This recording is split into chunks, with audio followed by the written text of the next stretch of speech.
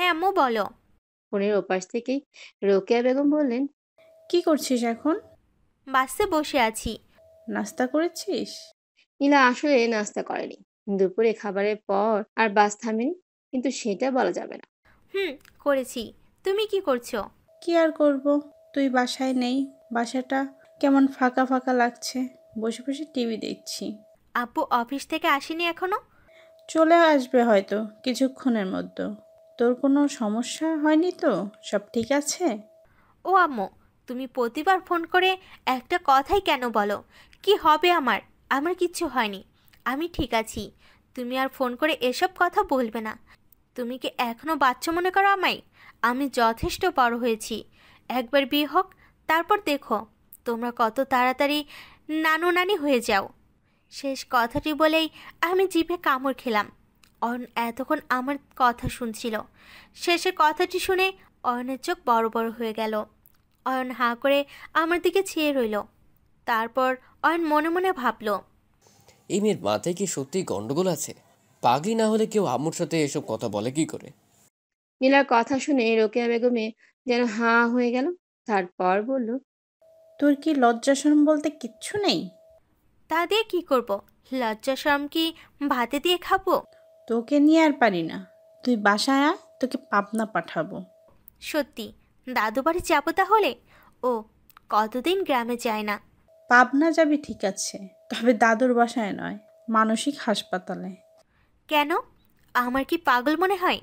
সেটা তুই নিজেই বসে বসে ভাবতে থাক। যত সব। রোকেয়া বেগম টিভি দেখতে দেখতে নীলার সাথে কথা বলছিল। তখন বাসার কলিং বেলটা বেজে উঠল। রোকেয়া বেগম বললেন, তোর আব্বু চলে এসেছে, এখন রাখি, পরে কথা হবে। রোকেয়া বেগম ফোন রেখে দরজার দিকে এগিয়ে গেলেন।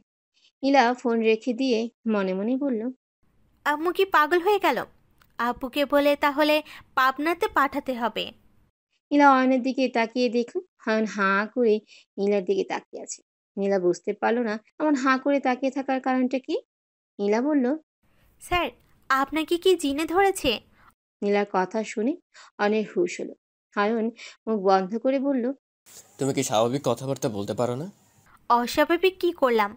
তুমি নিজেই তো একটা অস্বাভাবিক প্রাণী। কি বললেন?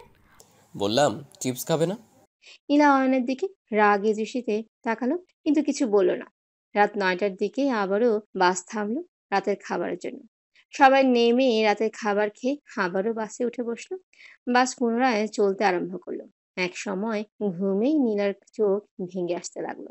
বাসের হালকা ঝাঁকুনিতে যেন ঘুমটা আরো বাড়তে শুরু করলো। এক সময় নীলা বাসের সিটে হেলান দিয়ে চোখ দুটো বন্ধ করে ফেললো। প্রায় কিছুক্ষণের মধ্যেই নীলা ঘুমের রাজ্যে পাড়ি দিল। অয়ন কখন ঘুমিয়ে গিয়েছিল সে নিজেও জানে না। হঠাৎ করে ঘুম ভেঙে গেল। অয়নের প্রথমে বুঝতে অসুবিধা হলো যে সে কোথায় আছে। একটু পরই সব মনে পড়ে গেল। কিন্তু ঘুম ভাঙার পর থেকেই অনেক কেমন যেন লাগছিল। অয়ন এবার নিজের শরীরের দিকে তাকালো এবং সাথে সাথে অবাক হয়ে গেল।